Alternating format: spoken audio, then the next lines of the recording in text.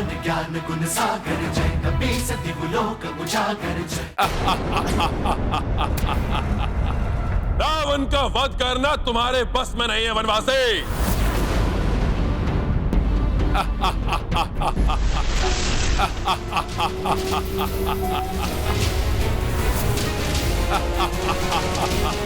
विचित्र वरदान प्राप्त है इस असुर को। प्रभु के प्रत्येक वार पे ये विकराल और शक्तिशाली होता जा रहा है।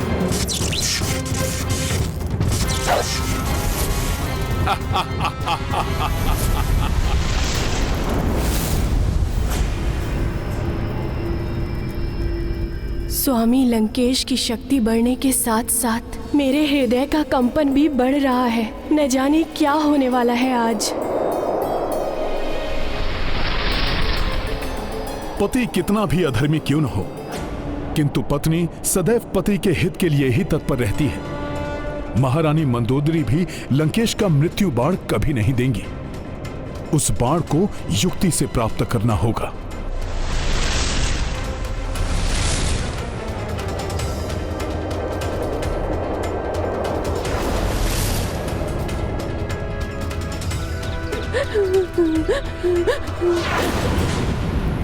ये दासियां बहुत चिंतित दिखाई दे रही हैं। ये युद्ध एवं रावण की मृत्यु के अतिरिक्त अन्य कोई चिंता हो ही नहीं सकती इन्हें।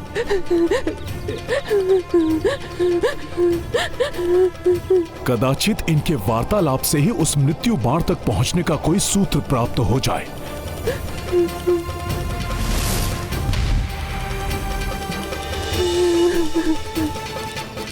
जब से युद्ध आरंभ हुआ है मेरे पुत्र के विषय में भी कुछ ज्ञात नहीं हो सका। कौन जाने कि वो जीवित भी है या नहीं।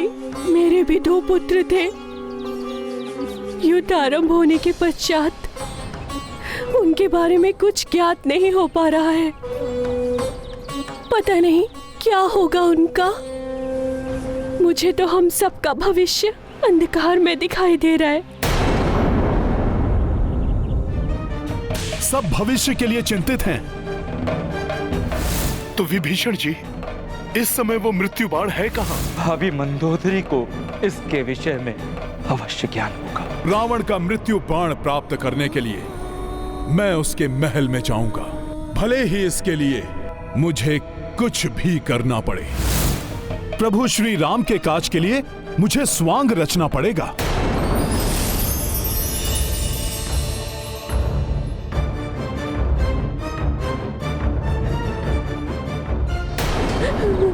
बम बम भोले, बम बम भोले, बम बम भोले, बम बम भोले, हर हर बम बम, हर हर बम बम, हर हर बम बम, हर हर बम बम, बम बम भोले। जोगी घर घर गाता जाए, सबका भाग्य बताता जाए। जोगी घर घर गाता जाए, सबका भाग्य बताता जाए।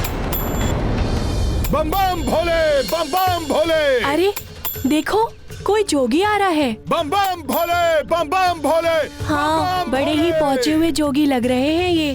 भूत भविष्य को देखे जोगी, जोगी से कुछ छुप ना पाए। आगे क्या है होने वाला, ये सब जोगी ही बतलाए। जोगी बाबा, क्या आप हम सबका भविष्य बता सकते हैं? अवश्य देवी। शनि की टेढ़ी दृष्टि हो या मंगल का कोई क्रीड़ा, या राहु केतु ने भाग्य में किया हो कोई झमेला, कल क्या है होने वाला, भाग्य कहां ले जाए, ये सब जोगी ही बतलाए। बम बम भोले, बम बम भोले। परंतु हम आपका विश्वास कैसे कर लें? क्या आप जो बताएंगे सत्य ही होगा?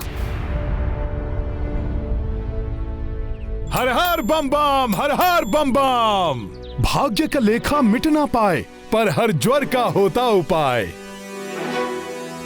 आ जाएंगे वो जिनकी प्रतीक्षा में आप व्याकुल हैं। शीघ्र ही युद्ध समाप्त होगा, लंका पुनः फलेगी फूलेगी। हर हर बम बम, हर हर बम बम। आपके दोनों पुत्र लौट आएंगे, बड़े होकर लंकेश की सेवा करेंगे। और आपका पुत्र भी लुप्त है ना? हाँ। आ जाएगा वो भी। वो महाज्ञानी बनेगा देवी। सबका मार्गदर्शन करेगा। परंतु उससे लाभ क्या? जिस तरह लंका के सभी योद्धाओं का अंत हुआ, उनका भी अंत हो जाएगा। मुझे ज्ञात है देवी, इस भीषण युद्ध में आपको अपने परिजनों को खोना पड़ा है, किंतु जो होना था हो गया। जो बीत गई सो बात गई, जो होना है वो भी होगा। फिर आएगी प्रातः नई, फिर से होगी सुख की वर्षा, हर मन फिर खिल जाएगा। फिर पतझड़ का होगा अंत, एक नव वसंत फिर आएगा। बम बम भोले, बम बम भोले। लंका में परिवर्तन होगा, बदलेंगे लंकेश भी। भाग्य उदय होगा लंका का, बदलेगा परिवेश भी। भाग्य ने कैसे खेल रचाए, कोई इसको समझ ना पाए, किंतु कल क्या होने वाला ये बस जोगी ही बतलाए। बम बम भोले, बम बम भोले। हर हर बम बम, हर हर बम बम।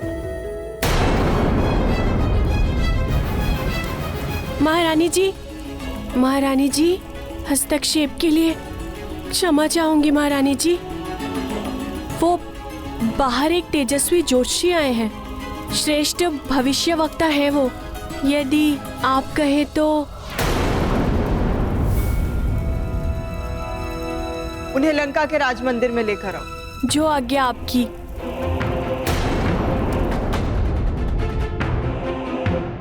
बनवासी, बहुत प्रहार कर लिए तुमने अपने इन बाणों से और सब ही विफल हो गए। अब प्रहार मैं करूंगा। मेरा ये अस्त्र तुम्हें तुम्हारे काल के दर्शन करा देगा। लो!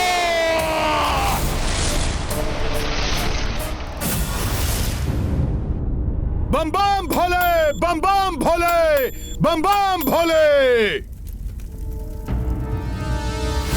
अब मुझे किसी प्रकार देवी मंदोदरी को बातों में उलझाकर मृत्यु बाण कहां रखा है ये ज्ञात करना होगा। बम बम भोले, बम बम भोले, बम बम भोले, बम बम भोले, बम बम भोले, बम बम भोले, बम बम भोले।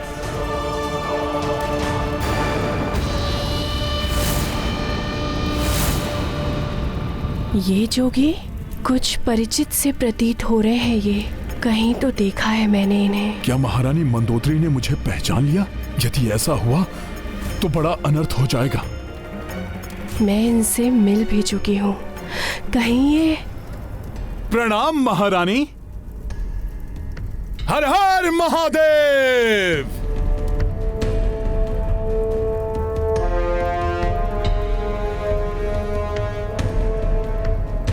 महारानी जी, अवश्य ही आप और आपके पतिदेव बड़े ही शिव भक्त हैं। सत्य है ना? मैंने आपको पहले भी कहीं देखा है। आपको स्मरण है कुछ?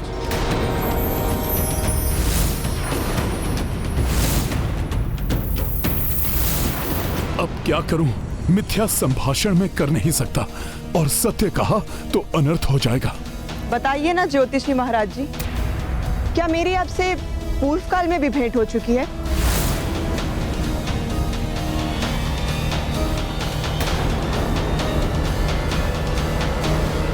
महारानी जी, हर जोगी की यही कहानी। रमता जोगी बहता पानी। हिम क्षेत्र से लंका तक जोगी घट घट भ्रमण करे। किससे कहां भेंट हो जाए, कब किसको स्मरण रहे। आप भाग्य बांचते फिरते हैं, तो बताइए आपके अनुसार लंका के भाग्य में क्या होने वाला है? पूछना है लंका का भाग्य या लंकेश की चिंता सताए। जोगी बताए मन की बात, जोगी से कुछ छिप ना पाए। अतुलित युद्धवीर लंकेश महाभट है, महाबलवान, महाभक्त हैं महादेव के, वेद शास्त्र के हैं विद्वान। उस पर पतिव्रता हैं आप, आपके व्रत से वो हैं रक्षित। फिर क्यों भय से कांप रही हैं? आपके स्वामी हैं सुरक्षित। बम बम भोले, बम बम भोले, बम बम भोले, हर हर महादेव। अब ये चिंता तजिए देवी, उनकी चिंता तो है व्यर्थ, कोई उनको हरा न पाए। महाबली वो सर्वसमर्थ, सुख वैभव से फिर ये लंका सबकी प्रिय बन जाएगी। उज्जवल भविष्य है इस नगरी का, फिर समृद्धि आएगी। हर हर बम बम।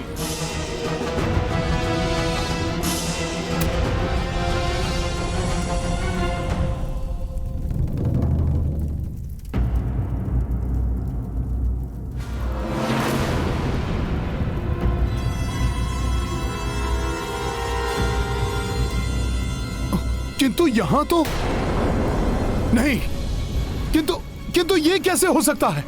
क्या हुआ ज्योतिषी जी, कोई समस्या है क्या? हाँ देवी, एक तुच्छ सी आपदा है जो स्वयं लंकेश के आसपास डोल रही है। ये आपदा किसी देवता की ओर से या फिर कोई यक्ष बनेगा इसका कारण। मैं कुछ समझ नहीं पा रहा हूं। कहीं ये किसी नर की ओर से तो नहीं? हाँ, अभी तो जहां तक मेरा अनुमान है, ये आपदा किसी वानर की ओर से आ सकती है।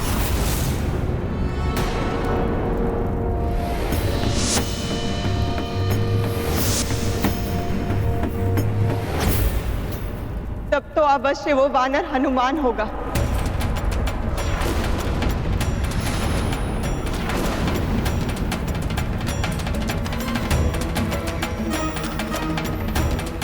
हाँ, बस उस वानर से सतर्क रहना होगा। वही संकट उत्पन्न कर सकता है लंकेश के लिए। किंतु हनुमान कैसा संकट उत्पन्न कर सकता है, देखकर बताइए ना।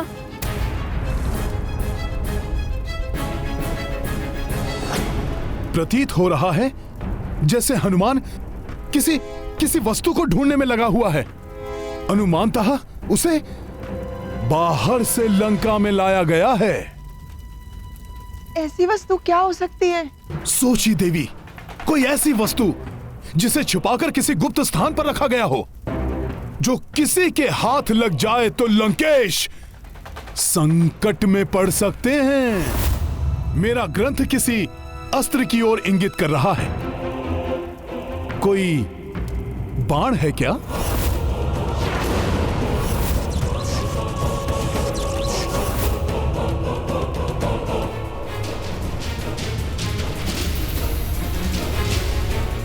कहीं मृत्यु का बाण तो नहीं?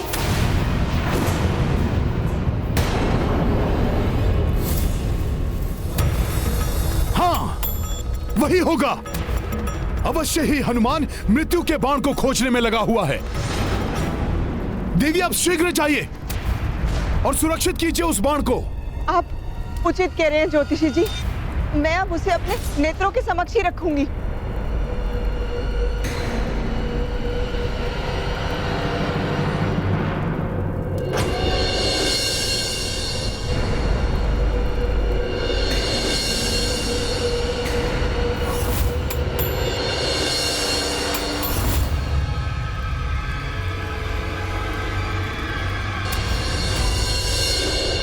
इतना तेज महादेव की जैसी आभा, ये कोई साधारण ज्योतिषी नहीं है।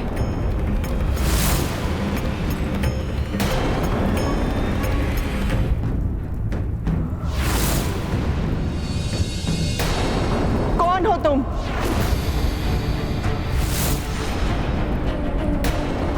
मुझे विश्वास है कि तुम ज्योतिषी का छद्मवेश धारण करके मेरे समक्ष आए हो। यदि अब तुम अपनी भलाई चाहते हो तो अपने वास्तविक रूप को धारण कर लो।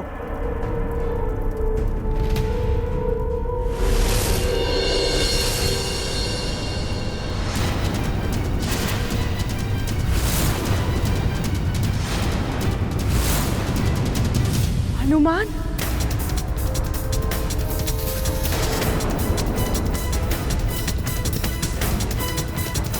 छद्म रूप धारण करने के लिए मैं क्षमा प्रार्थी हूं देवी, किंतु इस धर्म और अधर्म के युद्ध का अंत करने के लिए, लंका नगरी से पाप का साम्राज्य समाप्त करने के लिए आपके समान ही पतिव्रता स्त्री माता सीता की अस्मिता की रक्षा करके उन्हें अपने पति को लौटाने के लिए मुझे ये स्वांग रचना पड़ा। उस एक मृत्यु बाण के बिना ये सब संभव नहीं है देवी। देवी, मुझ पर कृपा करके मुझे वो बाण प्रदान करें। नहीं, कदापि नहीं।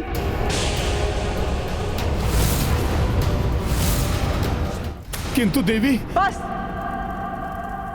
इससे पूर्व कि मैं अपना संयम खो दूं, चले जाओ यहां से।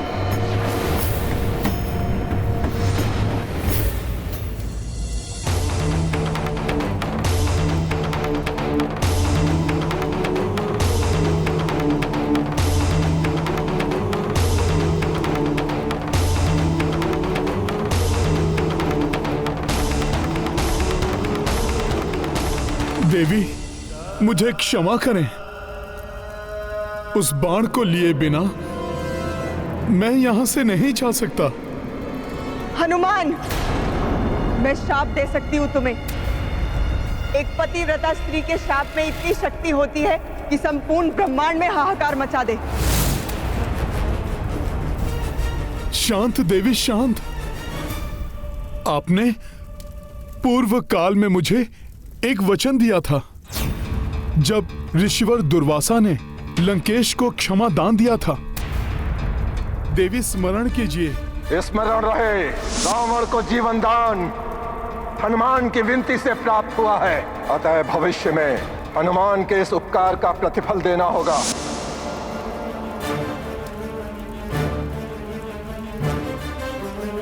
देवी, उसी वचन की पूर्ति के रूप में आप मुझे वो मृत्यु बाण प्रदान कीजिए।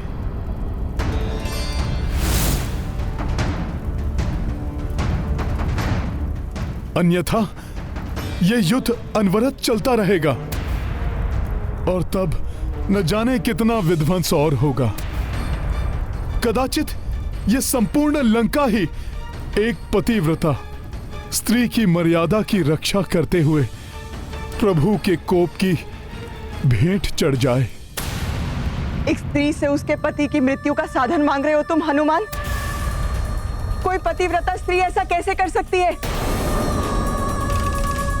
देवी, तो क्या आप अपना दिया हुआ वचन भंग कर देंगी? देवी, अपने सत्य व्रत का पालन कीजिए। मेरे लिए मेरे सत्यव्रत धर्म से बड़ा मेरा पतिव्रत धर्म, मेरा पतिव्रत धर्म, मेरा पतिव्रत धर्म, मेरा पतिव्रत धर्म है। इसे निभाते हुए भले ही मेरा सत्यव्रत टूटे या कोई और वचन भंग हो, मंदोदरी ऐसा कदापि नहीं करेगी। क्षमा देवी।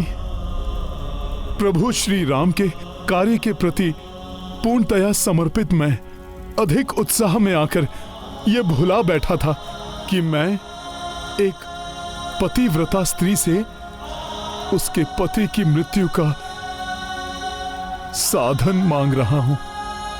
मैं समझ सकती हूँ हनुमान, अपने आराध्य के प्रति तुम्हारी अगाध निष्ठा के कारण ऐसा हुआ। आप धन्य हैं। माता सीता की भांति आप भी पतिव्रत धर्म की साक्षात प्रतिमूर्ति हैं। देवी, आपका सत्यव्रत धर्म आपके पतिव्रत धर्म के कारण टूट ना जाए, इसलिए मैं आपको वचन से मुक्त करता हूं।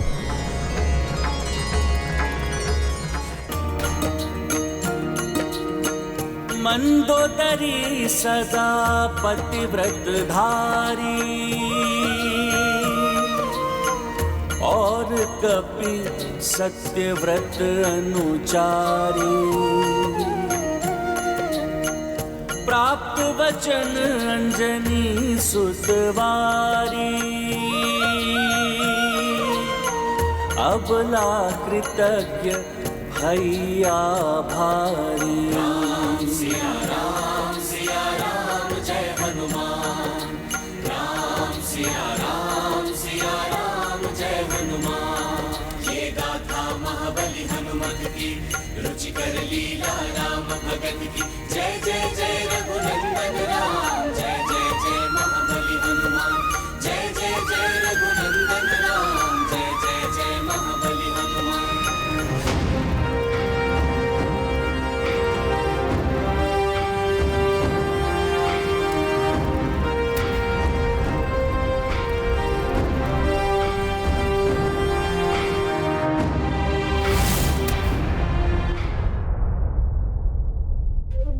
बिना मृत्यु बाण के तो रावण का अंत असंभव है। प्रभु कैसे इस युद्ध को समाप्त कर पाएंगे?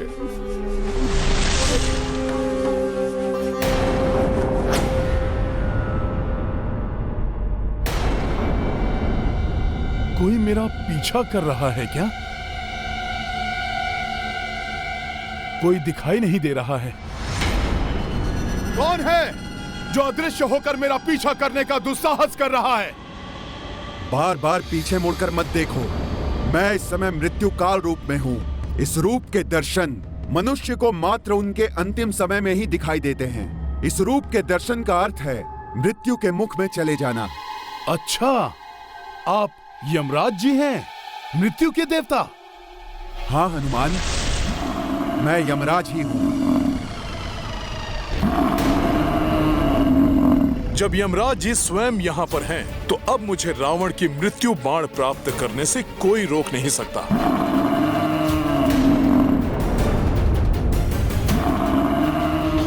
प्रणाम।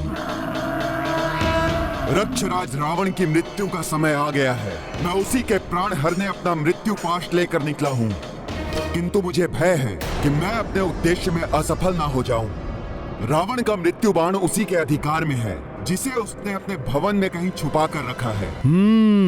और जब तक वो मृत्यु बाण किसी भी प्रकार से प्रभु श्री राम के हाथ में ना आ जाए, तब तक रावण की मृत्यु असंभव है।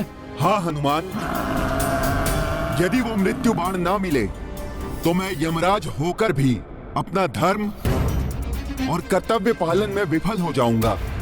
किंतु हनुमान, तुम तो बल, बुद्धि एवं युक्ति में अतुलित हो, संकट मोचन हो संसार के। मेरे भी संकट हर लो हनुमान।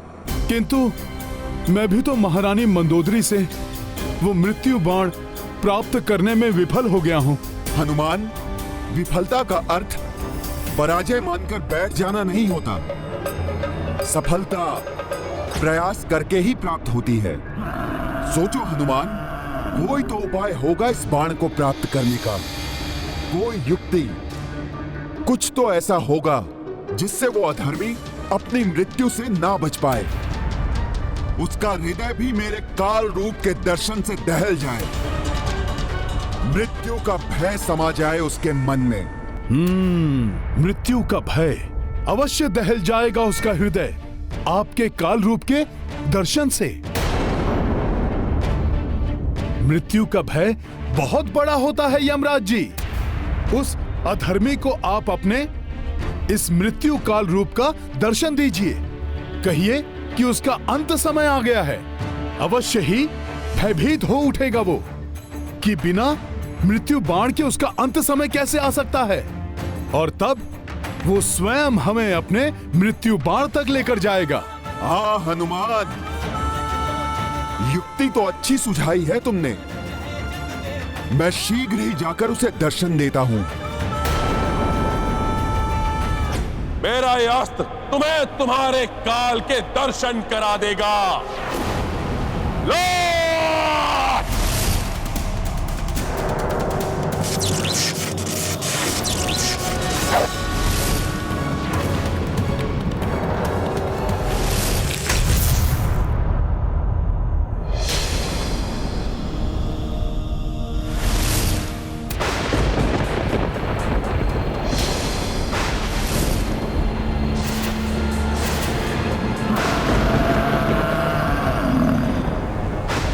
अकस्मात ही क्या होने लगा।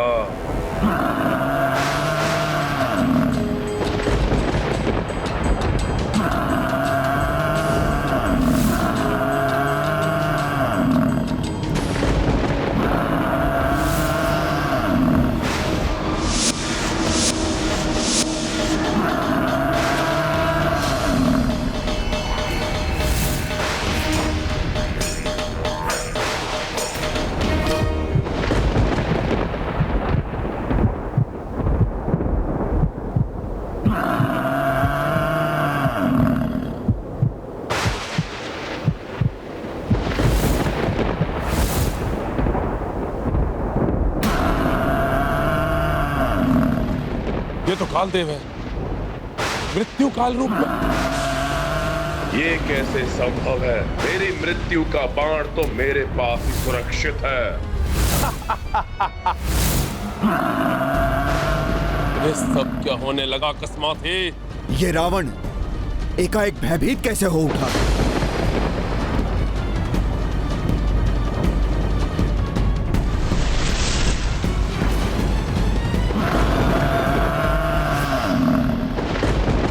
यमराज, तुम मुझे स्पर्श भी नहीं कर सकते, क्योंकि मेरी मृत्यु का बाण मेरे पास ही सुरक्षित है।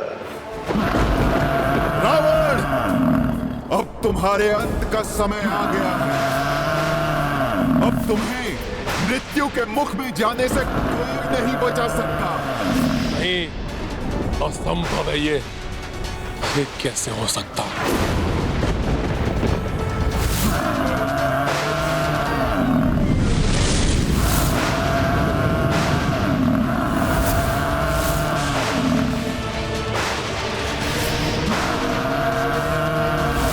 यमराज तो लंका के राजभवन की ओर बढ़ गए हैं।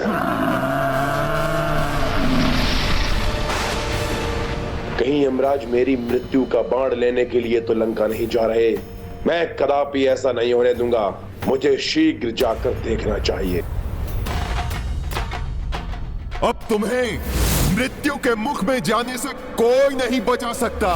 मेरा अंत कभी नहीं हो सकता। मुझसे मेरी मृत्यु का बाण कोई नहीं छीन सकता।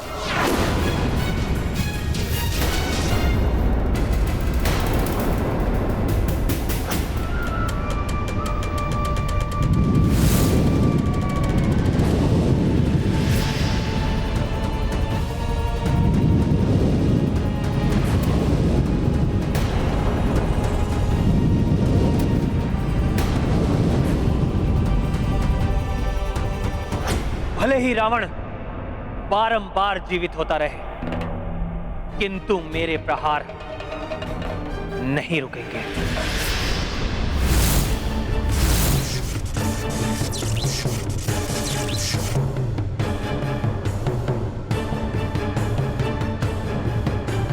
रावण, तुम कितना भी मायावी धूम्र से स्वयं को छुपा लो, मेरी दिव्य दृष्टि से नहीं बच पाओगे तुम।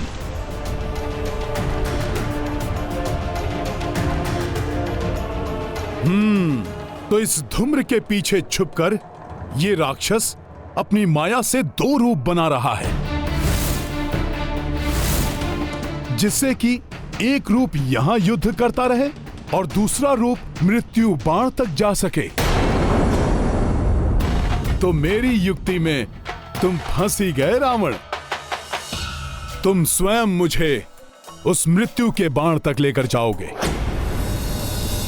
रावण के इन दोनों रूपों में भेद करना कठिन है कि कौन वास्तविक रावण है एवं कौन मायावी रावण।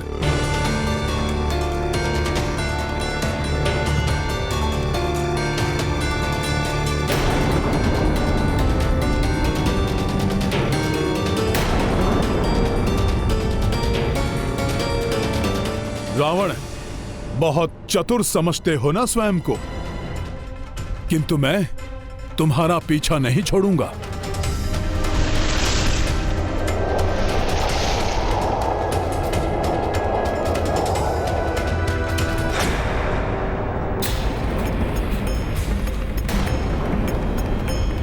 कुछ समझ में नहीं आ रहा है कि ये हो क्या रहा है।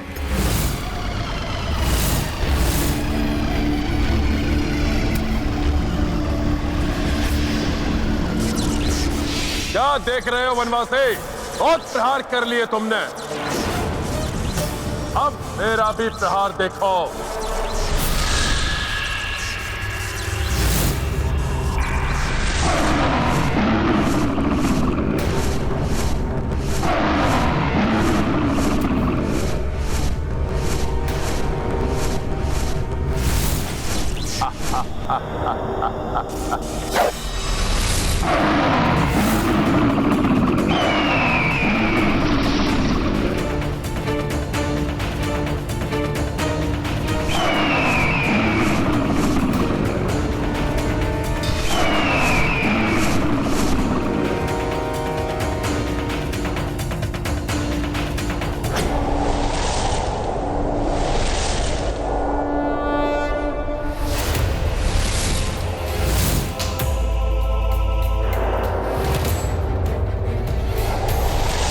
रावण, तुम जहां भी जाओगे तुम्हारे पीछे आऊंगा मैं। हनुमान के बुद्धि बल का ही परिणाम है ये, जो रावण स्वयं मृत्यु बाण तक पहुंचाने का मार्ग प्रशस्त कर रहा है।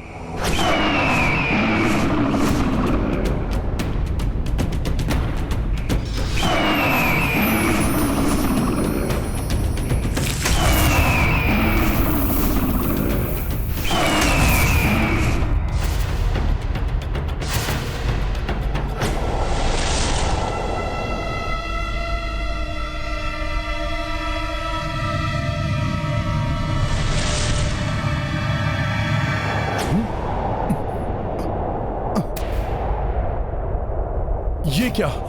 रावण अकस्मात ही कहां लुप्त हो गया? अब मृत्यु बाण के इतने निकट आकर भी कहीं सारा किया हुआ व्यर्थ ना हो जाए। नहीं, ऐसा नहीं हो सकता। रावण को मुझे शीघ्र ही ढूंढना होगा।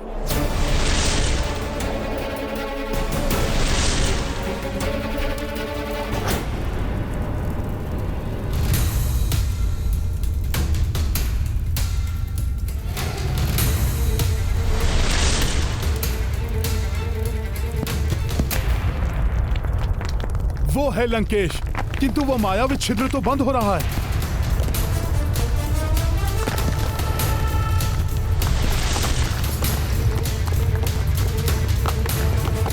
उस छिद्र के बंद होने के पूर्व ही मुझे उसके पार जाना होगा। लाए प्रयोग कपि चतुराई, जामह लंकेशा उलझाई। मृत्यु बाण प्राप्ति के लाए, अंजनी नंदन युक्ति लगाए।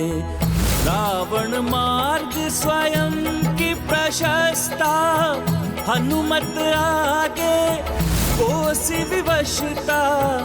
बजरंगी जब बुद्धि लड़ाई, दुर्गम काज सुगम हो भाई। रावण, तुम हनुमान को अपने मृत्यु बाण तक ले ही आए। मेरे मृत्यु बाण तक मेरे अतिरिक्त कोई अन्य पहुंच ही नहीं सकता। यही होगा मेरा मृत्यु बाण।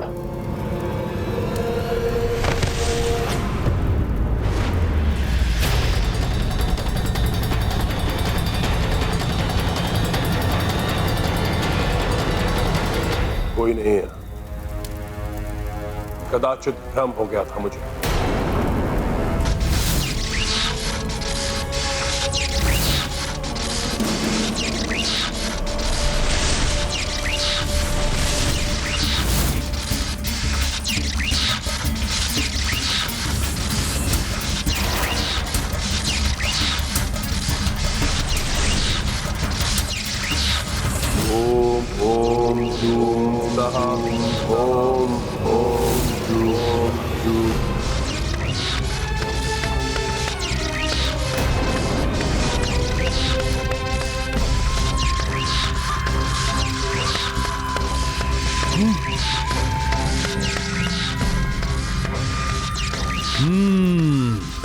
तो ये है रावण की मृत्यु का बाण। मैं जानता था मेरे इस मायावी गुप्त स्थान से इसे कोई नहीं ले जा सकता था। पूर्णतः ठीक की स्थिति में है ये।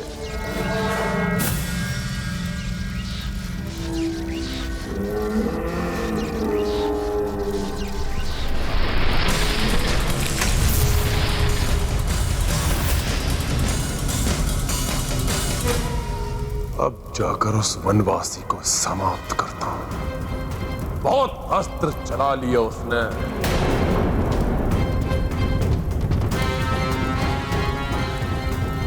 अब रावण के अस्त्र चलेंगे।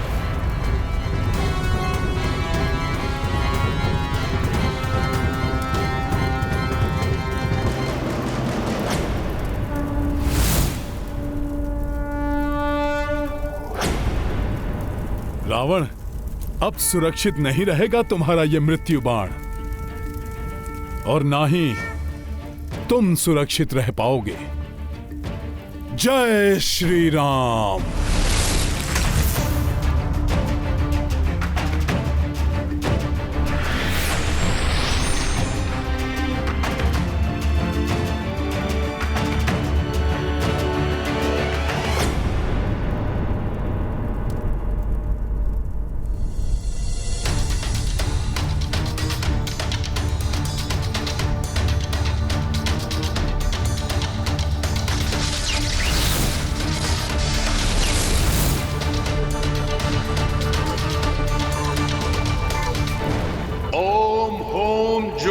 सः ओम होम जूम सः ओम होम जूम सः ओम होम जूम सः।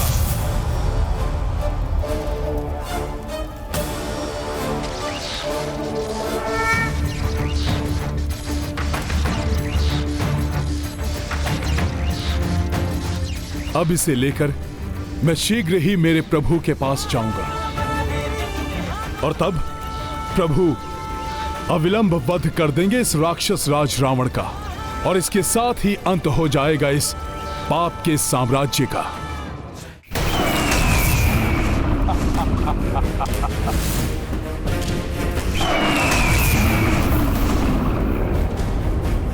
रावण का ये मायावी पशु बड़ा ही भयंकर प्रतीत हो रहा है, किंतु विजय प्रभु के अस्त्र से निर्मित पशु की ही होगी, क्योंकि अधर्म कितना भी भयानक और बलशाली क्यों न हो, विजय सदैव धर्म की ही होती है।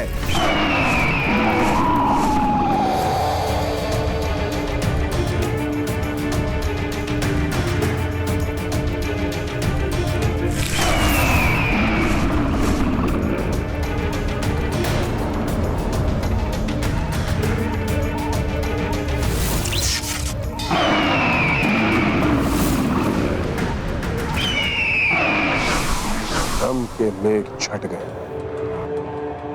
अब दिखाता हूं तुम्हें वनवासी कि रावण है क्या।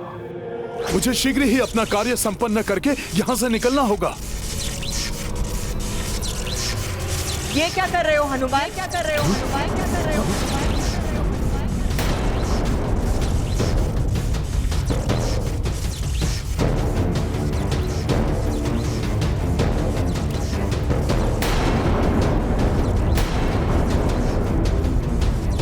तो अब तुम छल का भी आश्रय लेने लगे हनुमान। धर्म की दुहाई देने वाला हनुमान अब चोर कंध पे उतर आया है। क्या ये अधर्म नहीं है? अधर्म नहीं है।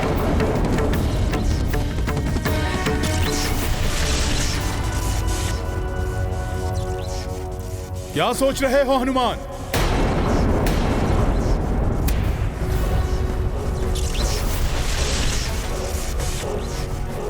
जो तुम कर रहे हो वो उचित है क्या?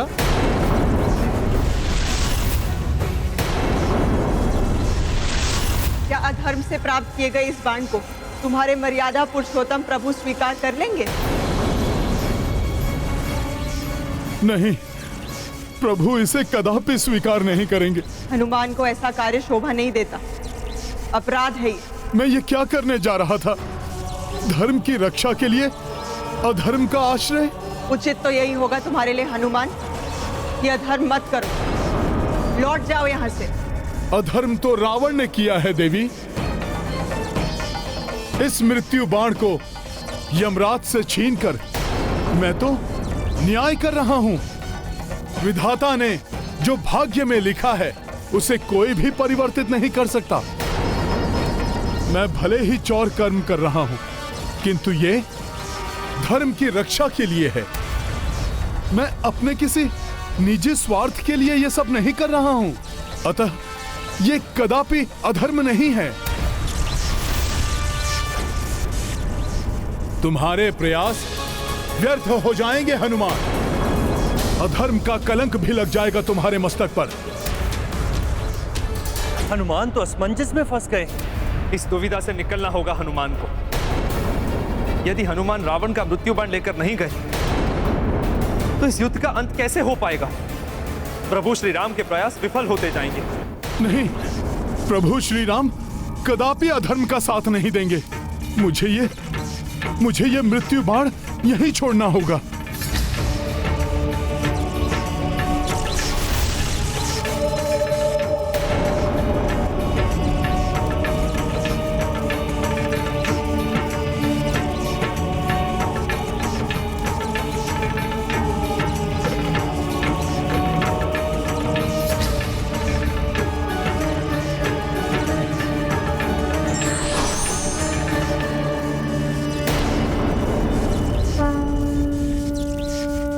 यमराज जी, आपके इस निर्मल धर्मराज रूप के दर्शन पाकर मैं धन्य हो गया। मेरा प्रणाम स्वीकार करें।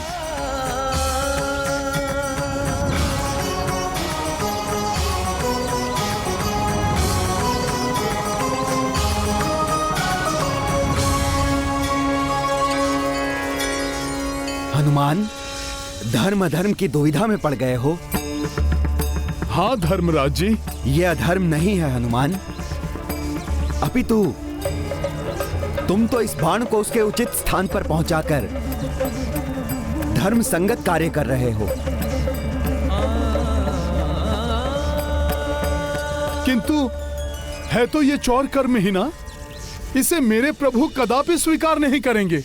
हनुमान, धर्म की रक्षा के लिए आवश्यक है, इसीलिए तुम्हें इस बाण को प्रभु के संज्ञान में आए बिना ही उनके तुनीर में रखना होगा।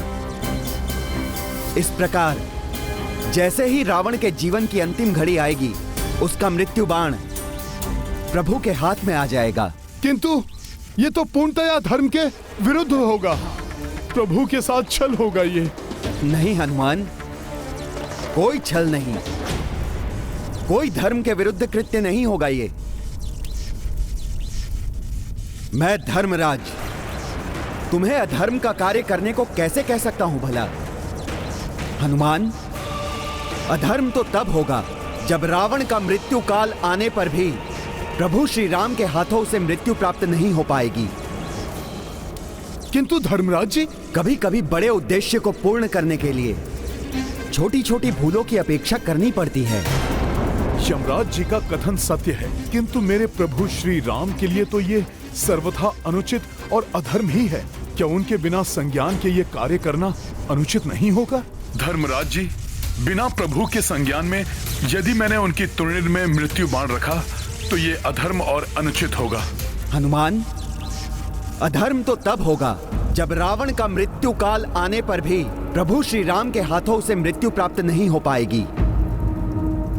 किंतु धर्मराज जी, कभी कभी बड़े उद्देश्य को पूर्ण करने के लिए छोटी छोटी भूलों की अपेक्षा करनी पड़ती है।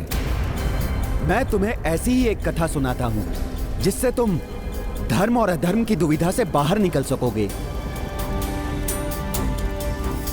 एक समय उतथ्य नाम का एक युवक था।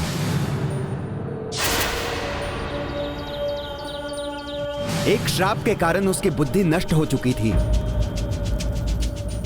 और उसके परिजनों ने उसे मूर्ख कहते हुए घर से बाहर निकाल दिया था।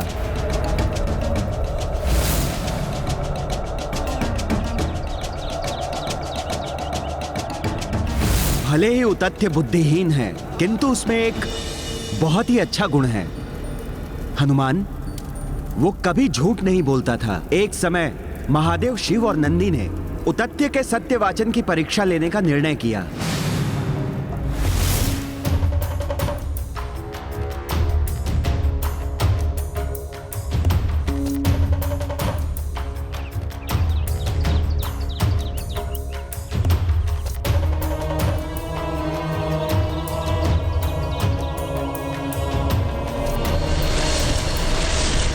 महादेव ने आखेटक का रूप धारण किया एवं नंदी हिंसक शूकर बन गए और शीघ्र ही आखेटक शिव अपना धनुष बाण लिए शूकर का पीछा करने लगे।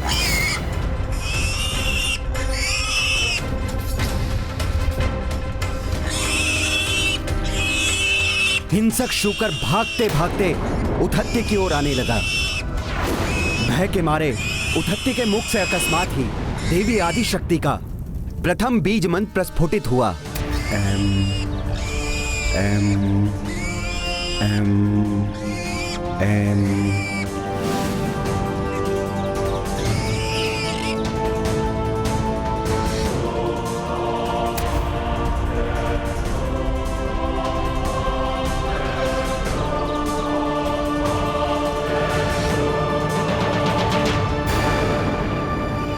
हे युवक, क्या तुमने मेरे आखेट को इस ओर आते हुए देखा है? चुप क्यों हो? बताओ। उस शूकर को आखेट करके मैं अपने परिवार के लिए आज रात के भोजन का प्रबंध कर लूंगा। तुम्हें भी इसका पुण्य मिलेगा। बताओ, कहां छुप गया है वो शूकर? क्या करूं मैं? सत्य बोलता हूँ तो एक जीव के प्राण की हानि होगी, और यदि असत्य बोलकर उस जीव की रक्षा करता हूँ तो असत्य वाचन का दोष लगेगा, अधर्म होगा ये। फिर क्या किया उसने? उस दुविधा से कैसे मुक्त हुआ उतथ्य? बुद्धिहीन होकर भी उसने उचित निर्णय लिया।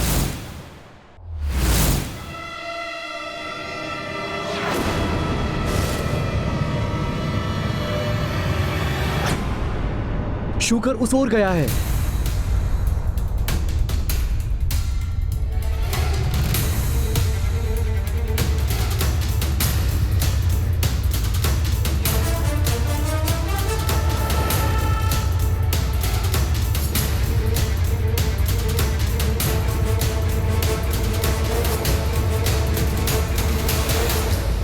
उस जीव के प्राण बचाने के लिए उतथ्य ने असत्य बोला, तब तो वो अवश्य ही भोले बाबा की परीक्षा में असफल हो गया होगा।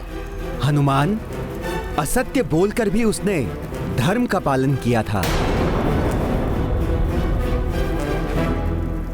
उतथ्य के झूठ बोलने से आखेटक क्रोधित हो उठा। तुमने मुझसे झूठ बोलने का दुस्साहस कैसे किया?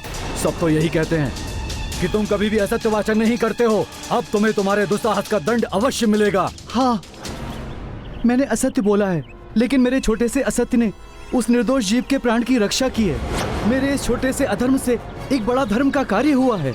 यदि आप मुझे दंड देना चाहते हैं तो मैं उसके लिए प्रस्तुत हूँ।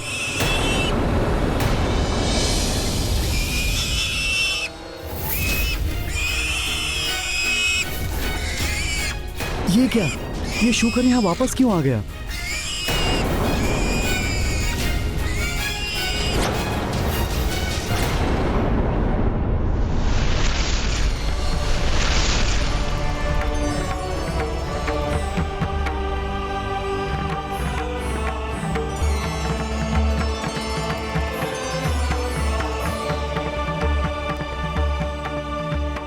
महादेव, महेश्वरी, नंदी जी, आप सबके दर्शन से इस मूर्ख उतथ्य का जीवन धन्य हो गया।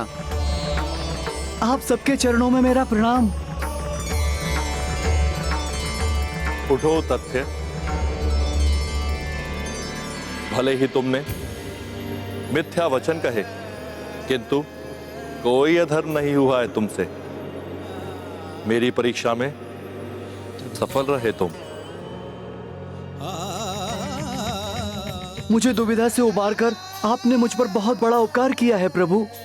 तुम्हारा ये कृत्य संसार के समक्ष उदाहरण बनेगा कि असत्य संभाषण से यदि सबका कल्याण होता है तो वो असत्य धर्म नहीं होगा, और जिस सत्य से किसी निर्दोष का बुरा होता है वो सत्य होकर भी अधर्म कहा जाएगा। तुमने अपने असत्य से एक जीव की रक्षा करके यह सिद्ध कर दिया है उतथ्य कि बड़े उद्देश्य, बड़े कार्यों के लिए यदि छोटे नियम तोड़ना भी पड़े तो वो अधर्म नहीं कहलाते। मैं मूर्ख क्या जानूं माता कि क्या धर्म क्या अधर्म। मुझे जो उचित लगा मैंने वही किया। ये मूर्खता नहीं, बुद्धिमानी कहलाती है उतथ्य।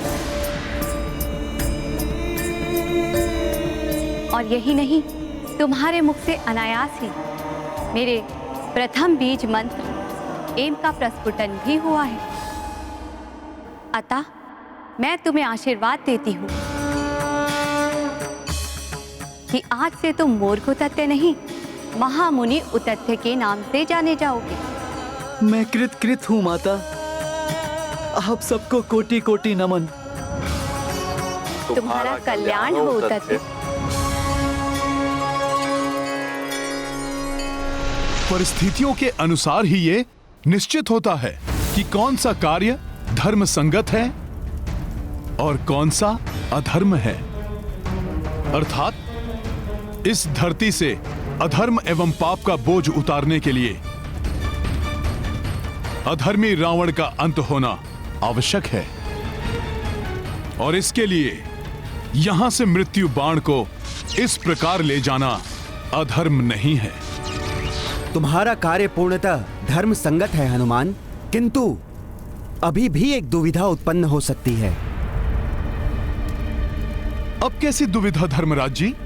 वो दुविधा ये है हनुमान कि प्रभु इस बाण को चलाएंगे कहां। हनुमान, रावण को ब्रह्मदेव से आशीर्वाद स्वरूप अमृत की प्राप्ति हुई है, जिसे उसने अपने नाभि स्थल में धारण किया है। उसने नाभि स्थल को इसलिए चुना क्योंकि नाभि स्थल पर वार करना युद्ध के नियमों के विपरीत है। अतः मुझे संदेह है कि प्रभु युद्ध के नियमों के विरुद्ध ये कार्य कदापि नहीं करेंगे।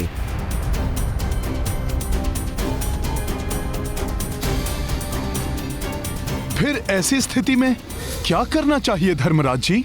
हनुमान, तुम्हें प्रभु के तुणीर में यह बाण तो रखना ही है, किंतु प्रभु जब बाण चलाएंगे तब तुम्हें इस बाण का लक्ष्य परिवर्तित भी करना होगा।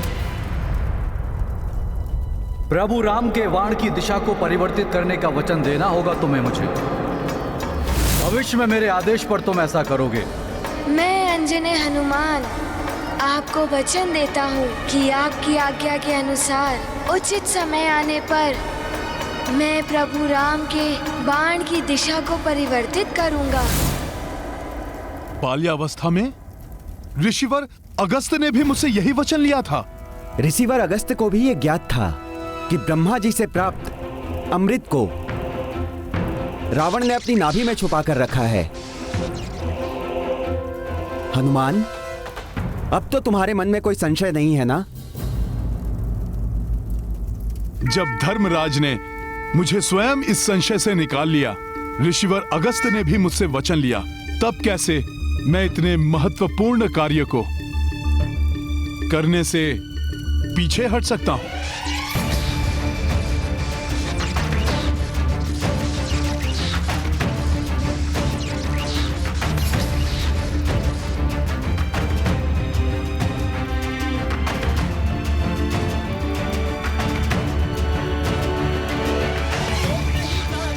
मैं प्रभु के तुणीर में यह बाण रखूंगा। समय आने पर इसका लक्ष्य परिवर्तन भी करूंगा। अब अधर्म का नाश होगा और धर्म की विजय होगी। विजय होगी।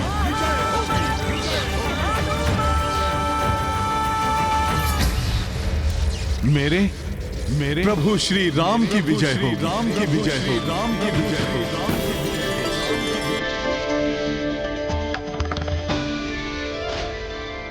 प्रणाम धर्मराज जी। सफल मनोरथ भव।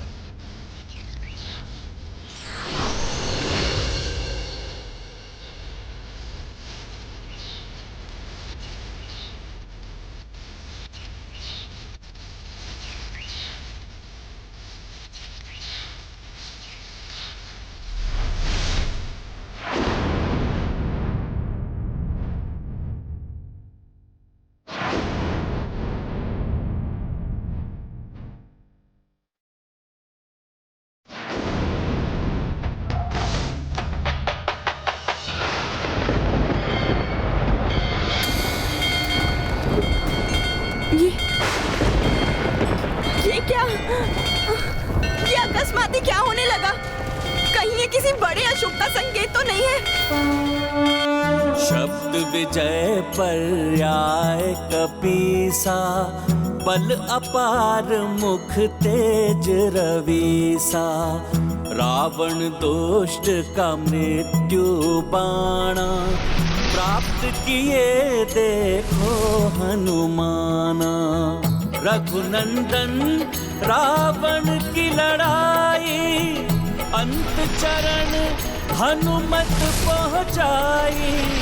काज प्रभु के कपि किए पूरे, इनके बिना रघुराई अधूरे।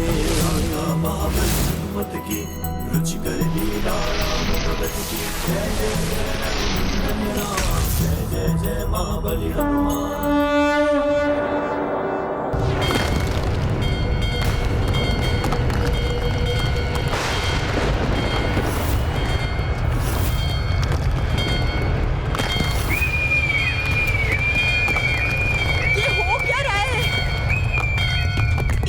शकुन अकस्मात ही दिखाई देने लगे। कहीं कोई बड़ा अनर्थ तो नहीं? नहीं नहीं।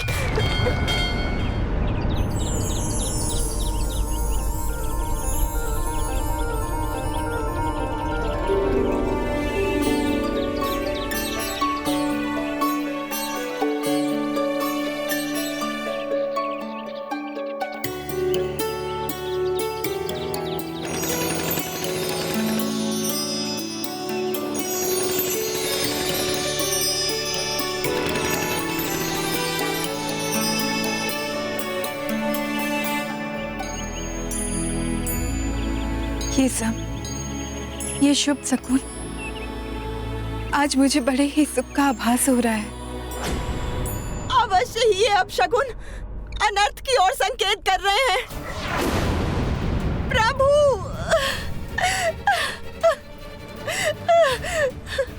प्रभु रक्षा करना मेरे स्वामी की। ये शुभ शकुन संकेत दे रहे हैं कि शीघ्र ही स्वामी अंत कर देंगे अधर्म का एवं अधर्मी रावण का। प्रभु, ये सत्य है कि मेरे स्वामी ने सदैव अधर्म का ही अनुकरण किया है, किंतु मैंने सदैव श्रेष्ठ धर्म का पालन किया है। मैं अपने धर्म की दुहाई देती हूँ प्रभु, मेरे स्वामी की रक्षा करना, मेरे सौभाग्य सिंदूर को मत उजड़ने दीजिए प्रभु। मंदोदरी, अपने सुहाग की रक्षा करना चाहती हो तो सौभाग्य की समस्त सामग्री एकत्रित करो एवं उसे किसी ऐसी सौभाग्यवती पतिव्रता स्त्री को अर्पित करो जो तुमसे या हमारे परिवार से संबंधित ना हो। कहते हैं कि यदि ऐसी पतिव्रता स्त्री सौभाग्य सामग्री को स्वीकार करके सदा सौभाग्यवती रहने का आशीष दे दे तो भाग्य का लेखा भी परिवर्तित हो जाता है। अब यही एक अंतिम उपाय शेष है, अन्यथा रावण के पापों का प्रायश्चित अब मात्र उसकी मृत्यु ही है। उनकी रक्षा के लिए मैं कुछ भी करूंगी, किंतु लंका की समस्त स्त्रियां तो विधवा हो चुकी हैं। सौभाग्यवती और हमारे परिवार की ना हो ऐसी कोई स्त्री तो शेष बची ही नहीं है लंका में। है, अभी भी एक स्त्री शेष है लंका में। कदाचित मेरे सौभाग्य से ही वो शेष बची होगी। कौन है वो? कहाँ है वो? अशोक वाटिका में, अर्थात देवी सीता।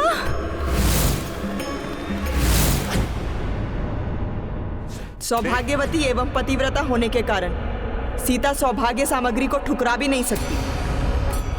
उसे तुम्हें सदा सौभाग्यवती रहने का आशीष देना ही पड़ेगा, और चूंकि वो स्वयं देवी लक्ष्मी का अंश है, इसलिए उसके मुंह से निकला हुआ आशीष निष्फल नहीं हो सकता। किंतु सीता, मात्र सीता ही अब एक अंतिम आशा शेष है रावण के जीवन की रक्षा के लिए।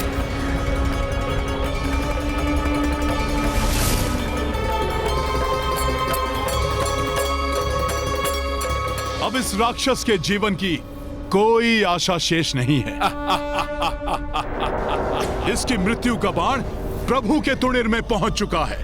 हाँ, विभीषण जी ने बताया था इसके बारे में। भ्राता लंकेश की मृत्यु का बाण स्वयं उनके पास ही है, जिसको प्राप्त किए बिना उनका वध असंभव है। मैं जानता था कि आप कभी भी प्रभु श्री राम के काज में असफल नहीं होंगे। कुछ भी करके आप मृत्यु बाण को लाने में सफल अवश्य हो जाएंगे। अब मुझे पूर्ण विश्वास हो गया है कि आज सूर्यास्त से पूर्व ही भैया राम इस मृत्यु बाण का प्रयोग अवश्य करेंगे। हाँ लक्ष्मण भैया, आज के सूर्यास्त के साथ ही पाप का साम्राज्य भी अस्त होने वाला है। नारायण नारायण। अब प्रभु के हर एक वार के साथ ही अधर्मी रावण अपने अंत के निकट पहुंचता जाएगा।